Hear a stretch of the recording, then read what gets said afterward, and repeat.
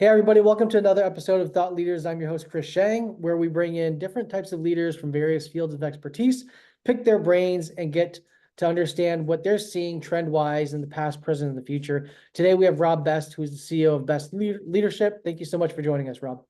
Thanks for having me, Chris. Of course, tell us a little bit about what you're working on right now. What kind of companies are you working with? Well, my primary focus is with senior leaders, both working with individuals in their development and their organizations. My narrow expertise is in human development, and my ability to help refine people's behaviors in ways that lead to more effective outcomes, whatever those outcomes are that they're looking for. And it's a career that I have stumbled and fallen and failed my way into. So I have a pretty high level of appreciation with every opportunity I get. So those individual leaders, I really get to build some strong bonds with and helping them develop. And within their organizations, I get to build some relationships throughout the company that ends up becoming long-standing, even beyond contracts. We still get to stay in contact and maintain relationships, and that is really at the root of what I do. How do we build, grow, and maintain relationships? Got it. Interesting. So let's talk about a little bit about how you got to becoming a leader in this space and doing executive coaching, and trying to squeeze the best performance out of an individual, which I always find fascinating. But how did you end up in this space? I know, just kind of briefly going through your LinkedIn, right? You spent a significant amount of time as a director of leadership over the BCA, and then you went into starting a few of your own things. But walk us through what that experience was like, and then how did you figure out that calling? Was it something that you figured at a very young age that you were going to do in terms of like working, training, coaching individuals, or was it something that again you mentioned you stumbled into it? So I'm imagining there's a story around it. Yeah, it really is a stumble, completely unintentional. I didn't know what I wanted to be when I grew up. I was an awkward kid, no friends, I was friendly, but I didn't have a group of friends. And by the time I was in college, I was there primarily, I mean, to get an education, of course, but it was really to play basketball, because while I was an awkward kid, somebody started putting different sports in front of me, and I was pretty good. But basketball, I really excelled. So free education, a couple of degrees. And while I was there, I had an accounting course that I wasn't a fan of. I appreciate the work, it wasn't for me. And this professor offered some extra credit to get involved with this entrepreneurial program. And I fell in love with the program, started some projects as president of this local chapter, and ended up co-founding through this nonprofit organization that works with teenage entrepreneurs. So 20 plus years later, we're one of the largest teenage entrepreneurship organizations on the planet, with a presence in 40 countries and 5 continents. This is what was an unintentional spark. As I started to work with business leaders, education leaders, and teen entrepreneurs in countries all over the world, my perspective started to grow. And I was having that Karate Kid moment where waxing on and waxing off, and you don't realize it. And you get back into a business environment and you realize how much skill set has grown. But I still wasn't sure what I wanted to do. And by chance, I was introduced to a very successful leadership consultant named Tom Drucker. Tom took me under his wing. Tom is a direct product of Viktor Frankl. So anyone who understands the history of leadership development, and you have people like Peter Drucker, and well, Viktor Frankl was Tom's mentor. So by default, lucky for me, I got mentorship from Tom. And he introduced me to the world of leadership development, behavioral sciences, and I fell in love with it. The short, fast version to present day, as I was working on projects, a friend of a friend happened to work in veterinary medicine and had a very successful company and offered me a job. And I said no to the job. But we continued the conversation for 4 years until he offered me more of a challenge. You know what? You've become pretty good at what you do. I'm not so sure it works with doctors. I'm not sure if you understand how to work with doctors. And that was enough of a challenge. Me at that point being a former athlete, you issue a challenge, and now I can't say no, even if I try. So we Mm. started with a 1 year. Let's try this out, see what it's like. And I fell in love with the company. I fell in love with the industry of veterinary medicine. Um, my work in consulting and leadership development and executive coaching is across multiple industries, but the majority of it happens to be in vet med because the people in this industry are just some of the most empathetic, caring, and driven, like intrinsically driven people. And it's just so much fun to help them and support them. So here we are. Yeah. So I mean, how do you go from that environment to then branching off on your own, working with executive leadership? Because outside of the skill set, it's taking on the hat of entrepreneur yourself, right? Which is an entirely different set of skills, and it's wearing a lot of different hats. And so how did you make, I guess number one is how did you make that decision? And then number two would be, what's been something expectation wise that either surprised you or kind of like hit on par with what you were expecting? Because I think everybody kind of once they enter that realm, it's pretty much anything can happen. Yeah, I'll go the surprise route, and I'll give context that builds up to it. The work I did with VCA, I was lucky. This is pure luck. No, again, no intention. But they gave me a tremendous amount of autonomy. I've always been entrepreneurial. I've always had additional ventures. And in addition, there's some significant postgraduate education I had been acquiring over the years. So I'm licensed in areas of human behavior that are very specialized. Things like NeuroLeadership, body language, statement analysis, language theory, even deception detection.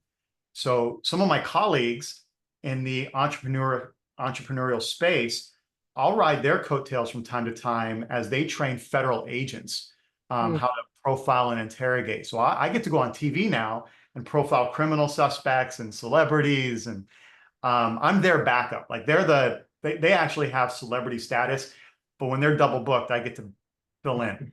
But in the world of business and the opportunity I was given with VCA, I do a lot of public speaking, tremendous amount of keynoting. And I'll coach others who keynote as well. I help coach people through the process of becoming a public speaker. This was also unintentional. Through my basketball career, we would be on stage and would speak to kids at camps. And I mean, hundreds, sometimes thousands of kids. I'm a teenager talking to all these, 8, 9, 10 years old. I was honing a skill of being in front of people that I wasn't aware of. So VCA knew I was really good on stage. And at that time, they were an acquisitions company. They bought other hospitals. Yeah. And if I was out in the field at conferences and symposiums and on TV, and if I'm talking to other companies who understand my affiliation with VCA, for them, it's like warming the kettle. This company, this hospital had a really good experience with me, and I'm connected to this company that's an acquisition. So maybe when conversations unfold later on, there's a warmer opportunity to discuss business opportunities. But in doing so, it gave me an opportunity to, without intention, begin building a book of business. So over the years, I had this small book that was just growing through word of mouth. And eventually, VCA sold. They're an acquisition company. They sold to a larger company that is very well resourced. And that gave me an even greater opportunity to step away, believing that VCA is in good hands with plenty of support and good people. And I could go make myself more available for other people. So there's I don't know, it's a quick little summary. I hope it fills in enough gaps for understanding. Absolutely, it does. And nowadays, is that kind of how you still run your business? Is it primarily through referrals and that original book of business, and then it's just kind of growing more, I guess, like organically from that. It really is. And partially because I enjoy that, also partially because I'm just not skilled at sales and marketing. Yep. As you know, and I'm sure many of your audience knows, because you're not skilled at it doesn't mean you can not do it. And when Yep. you're an entrepreneur, you still got to figure it out. You got to lean in. And so I lean in and I do what I can where I can. My social media presence is a great example. It needs to grow with the amount of public speaking that I do and television and podcasts. The fact that I haven't packaged this and made it available is just it's unacceptable. Yeah. So I what I do is I look at people like yourself, perhaps, who have a platform, and I try to study what's worked well for you and what can I extract that Hmm. fits me that I can add to what I'm doing. Yeah. Sometimes it's really exciting because I get to meet some really cool people. Sometimes it's really frustrating because I'll see people that work in a similar space and they have my impression is they have good intentions, and yet what they're promoting is inaccurate. Hmm. And I start having that like my amygdala gets triggered and I start having those emotional reactions of frustration and confusion for, oh my gosh, if their audience only knew the gaps that are missed. But it's not what it's about. It's about what can I learn from them that they've done well to grow that audience, and how do I apply that so I can provide some accurate assistance. Yeah. Um, in kind of your explanation, you talked about NeuroLeadership, which I think is super interesting. And the fact that you also brought up the fact that you do deception study, working with on these TV shows and with government agencies and things like that. And so, walk us through what that is and how does that. Well, how did you get access to that side of things? And you mentioned it briefly about getting some exposure to that in college, but then how does that all kind of collectively come together during your professional career?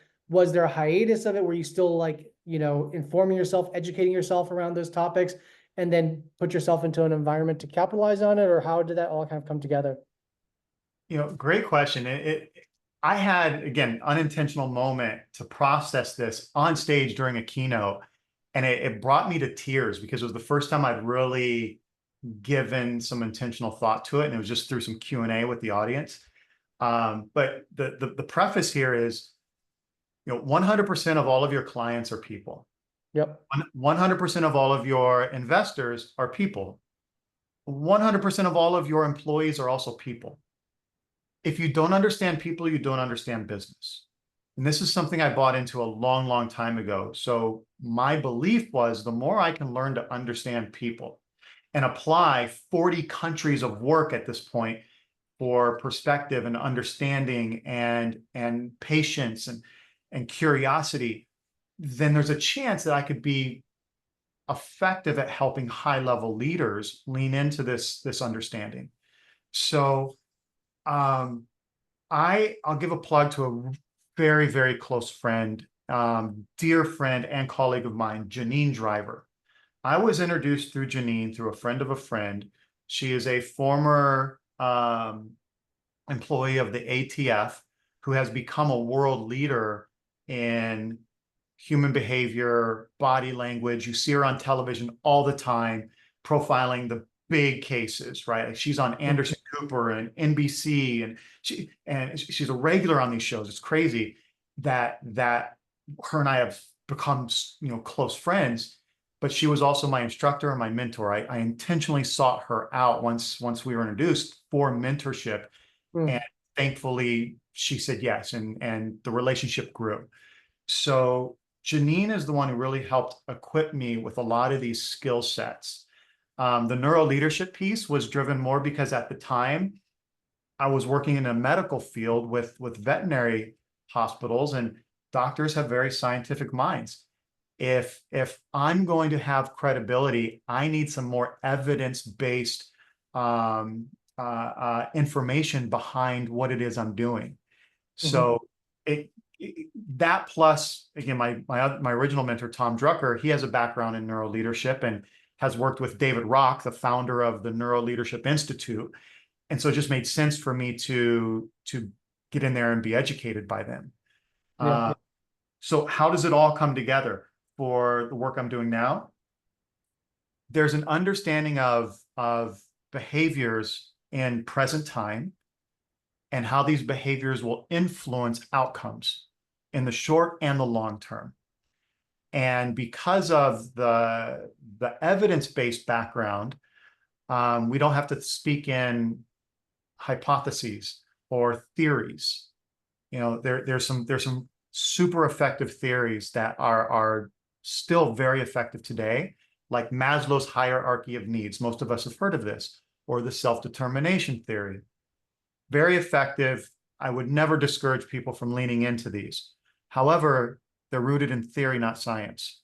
Maslow's is more than 80 years old. Self-determination theory is, I think, more than 35 years old now. In the world of neuroscience and neuroleadership specifically, we have a science-based version now that we can lean on. And a recent science, you know, we know the 5 social needs that every human brain has. And when we understand the triggers and the defensive behaviors that follow, well, now we can start boosting both our awareness and the intentional behaviors that follow. And once we start that process, now we're growing our emotional intelligence. And I'll stop there because then I'll start geeking out on the layers of how we make progress. But that's the baseline, right? Let's start with some evidence-based science. Let's understand what's happening up here with all these hard wires and begin to learn some habits that can shift our behaviors with intention. Yeah.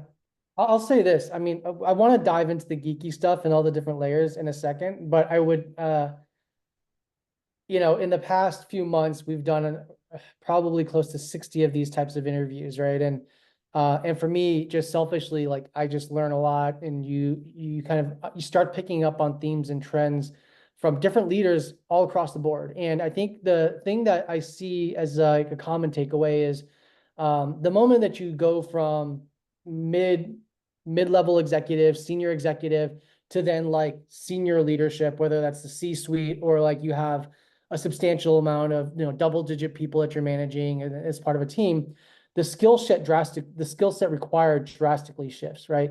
And that's why like I think sales is a great example, but also engineering is probably a good example of like just because you're great at that skill doesn't necessarily make you a great leader for that field, right? And so I think the ones that have done really well, because we typically are talking to the leadership people, are the ones that are leaning into the empathy and compassion, the understanding of human psychological behavior. In your case, the neurological components that's in part of how people behave, how they make decisions, and all that kind of stuff. And so I can clearly see how it's all interrelated, right? Because I think 50% of the battle is not what you've picked up through decades plus of experience or any experts picked up through decades, of experience, but the 50% other 50% of it is like that's like table stakes. You have to have something to share, but the other 50% of it is figuring out how to instigate change. And that's the part of it that you're dealing with people from all different walks of life, varying personalities. And a lot of times, even if you're trying to get a single team to buy in, there's all these individuals and you get granular with it. And there's all these kind of different ways you have to communicate with each person, almost individually, but doing it, as larger you get, you have to figure out also how to scale up that communication to a certain degree.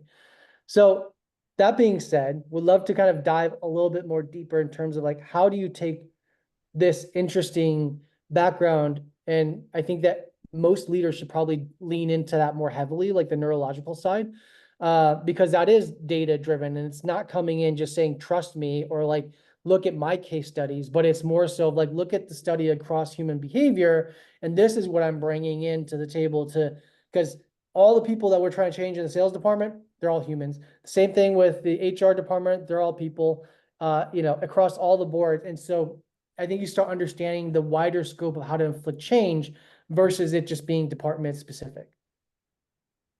Could not agree more. And you're spot on with the trends, and especially with the data and the evidence. People today in business, especially, I had a conversation with a CEO a few weeks ago who said, a shift that he has recognized post-pandemic for results that are needed, especially for investors.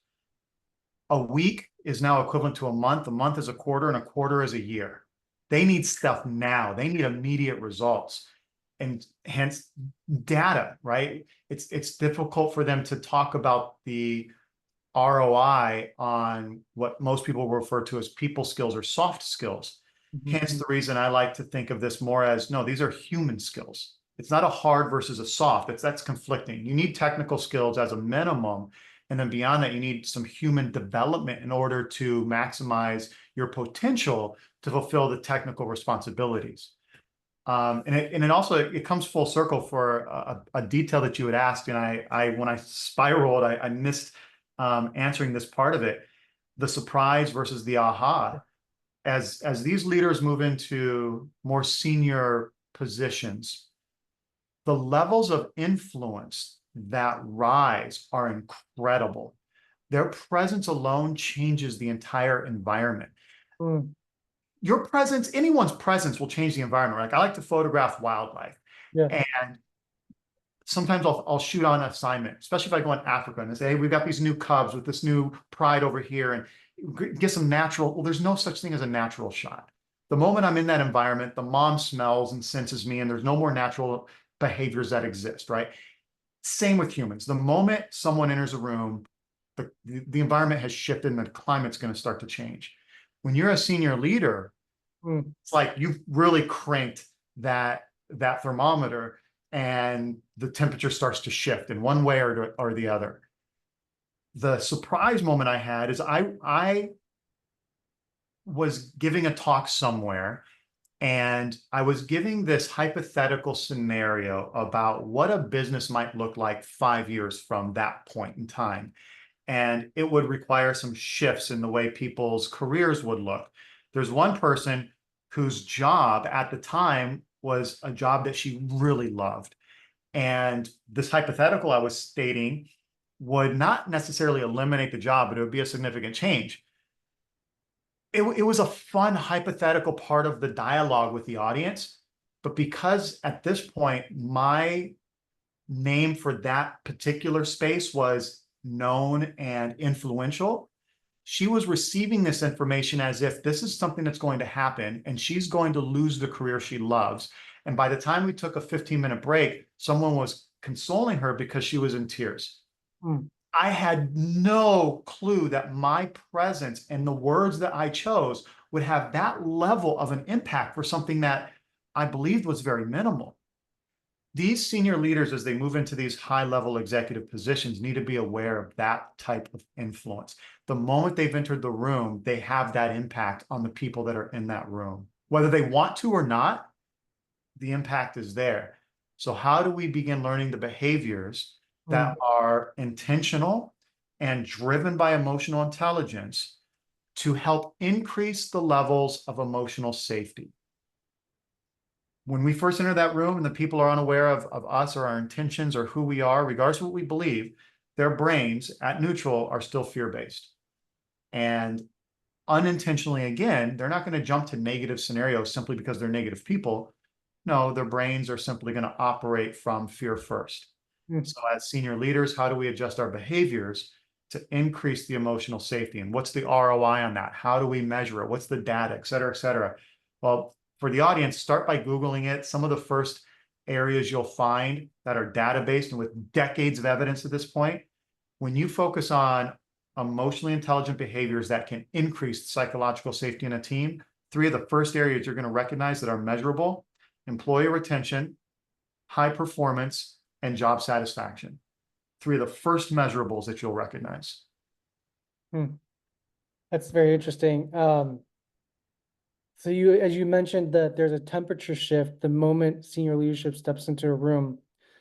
My immediate thought was, so is the goal to bring the temperature levels back to what it was before with that person in the room, or if it's impossible to do that, how do you operate under a new temperature shift? Right. And so I guess like because when I'm thinking about it from as a CEO myself, or as somebody that also is somewhat of in a leadership role, I think about that, and it speaks very true. And there is always a couple of ways to approach it, which is like you try to mix yourself and immerse yourself as one of them, which might, I think a lot of leaders do, but like at the end of the day, it may not actually be, you may not be pulling it off as well as you think, because just the natural change of things, like you mentioned, like stepping into somebody else's environment or another animal's environment, there's no way you go backwards, right? Like it just already has happened. So that the next thing would be like going in then trying to operate um either at least like in the same manner or more efficiently at the new temperature, right? And so how do you help coach around that? Obviously the awareness, now we're in a new environment, new temperatures that's shifted, but now that there's an awareness that that has changed, how do you go about in addressing that, the dynamics in the room? Love this question. I think you can tell, like, I'm literally like raising my toes. So I'm excited about this. So when we're looking at the emotionally intelligent direction, there's 5 components. The first 2 are where I like to focus the most with this topic. The first we've addressed, self-awareness. Yeah. Arguably the easiest of the 5 components for growing your emotional intelligence. The second is arguably the most difficult, which is emotion regulation or self-regulation. And this is where, for our baseline, there's lots of layers here. Things are circumstantial, it's environmental.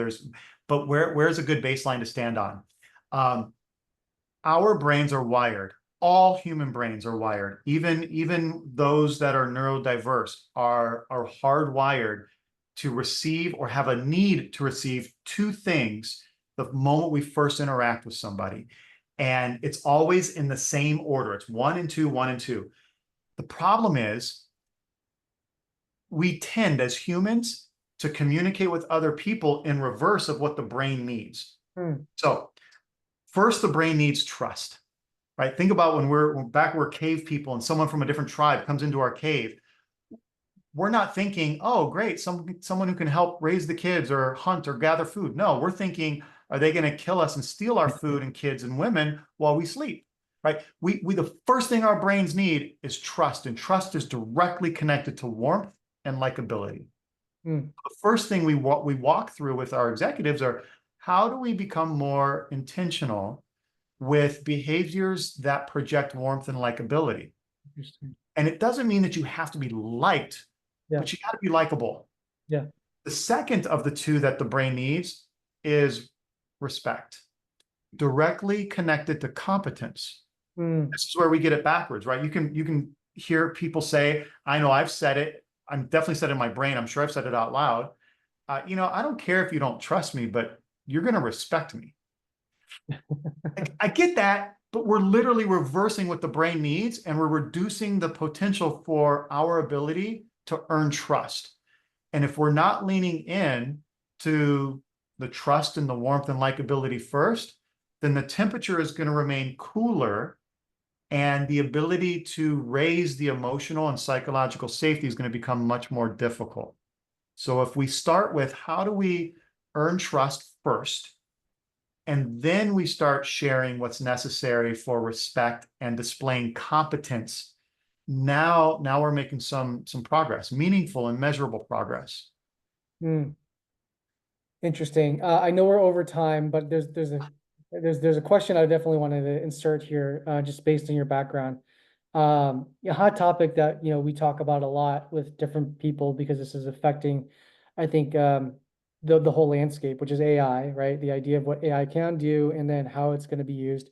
I don't think we necessarily know truly yet how it's going to be fully used on a commercial basis, like for next couple of years. But that being said, I've spoken to people that are behind the scenes building the foundation for AI, and what they're thinking it's going to do is one thing. And what they're thinking is, from a business perspective, they would love to be able to see a company that's fully integrated around AI and being able to run like, a $1 billion business with a handful of employees, right? That's kind of like their level of thinking. And that's where I think a lot of professionals kind of like come at it with this fear in terms of like impacting their job security.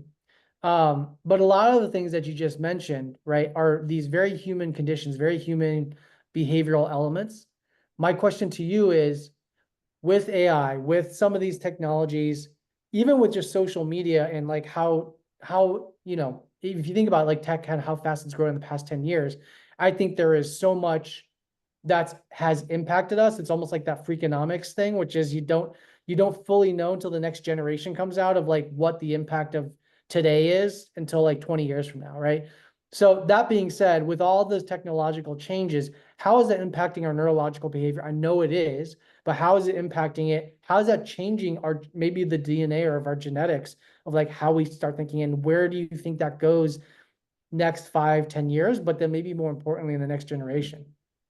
It's so interesting, and when you start thinking forward, Yeah. and you start including even the ideas of where quantum computing is going, and the massive leap that can give, right? If I come back to our baseline of human and AI, my current belief is, or it begins with, AI will not replace humans. Humans who use AI will replace humans who do not. In a place of business, I think that that's the reality. So with that as a foundation to build on for conversation, um, what is it doing and where are we going with it neurologically? Uh, we have to talk about fears and influence first, because again, our brains at neutral are fear-based. And I think we'll start seeing a separation in individuals' behaviors. And if we're isolating it to these senior leaders and how they're influencing their companies to operate, those senior leaders that lean in with excitement and opportunity are going to be the ones who excel. It's I always forget his last name, but Brian, the founder of Airbnb. Chesapeake. And when the pandemic hit, they went through some massive, we all did, they're included. Prior to the pandemic, though, they already had, through him and his influence, a culture that believed in leaning into crises, so much so that they intentionally look for crises before they're here. When you get the little murmurs of potential rumblings, they start studying what could this mean, and the next step is, how can we leverage it, right? What can we do to lean in and evolve as a company? So one of the things Airbnb did here was, during the pandemic, someone suggested having virtual experiences. Mm.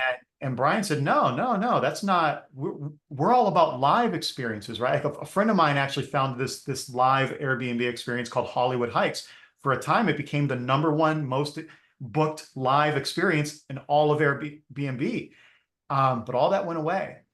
So Brian agreed and leaned into, yeah, let's start booking virtual experiences. And they had people like Tony Hawk that would come on and just sit on a Zoom call like this and have interactions with people. And they loved it. And it started taking off.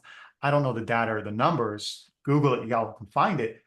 But this is a great example of a senior leader in an organization leaned into something that was going to be a massive change. And instead of a mindset of why is this happening to us, the mindset is, why is this happening for us? And they intentionally sought for opportunities to innovate. I think if we can become aware of the fears that are triggered with the unknowns around AI, and we can't deny that those 5 social needs I mentioned earlier, certainty is one of them. Our brains require certainty. When we get a gift that's wrapped, one of the first things a lot of us will do is we shake it, right? Like it's an example. Our brain needs to know what's in there. There's a lot we don't know about AI. It triggers this uncertainty, and it creates more fear. So once we're aware of this, we have an option. We can self-regulate or not. And if we self-regulate in a way that is intentional for becoming curious and looking for innovation opportunities, those are the companies that are going to excel. but you've got to acknowledge what's occurring. There's fear in the unknown, and this is unknown. So just at the very least, start there. Just acknowledge that the fear is real because of the uncertainty, and the opportunity is open for those that are willing to explore. Yeah. Awesome. We can end it there. I will say that I think that the Airbnb example, they ended up leaning into that because they now offer that icons experience, which is the in-person, I feel like, version of whatever the Zoom version of the virtual that you were talking about. So they kind of found their balance there. But very, very awesome. Thank you so much for taking the time out of your day to just entertain us and give us and share with us your insights and your knowledge. Thank you, Chris. This is great. I love it. If anyone wants any additional information, don't hesitate to reach out. You can find me on my website, bestleadership.com. You can find me on LinkedIn. If you just go to best13, number 13, you can find me there. It is my actual last name. It's not a Hollywood stage name. So I'm pretty easy to find if you search me. And even if it's just to say hi and geek out on more conversation, please reach out. I clearly enjoy doing this. So thank you, Chris. Appreciate you and your audience. Of course, thank you.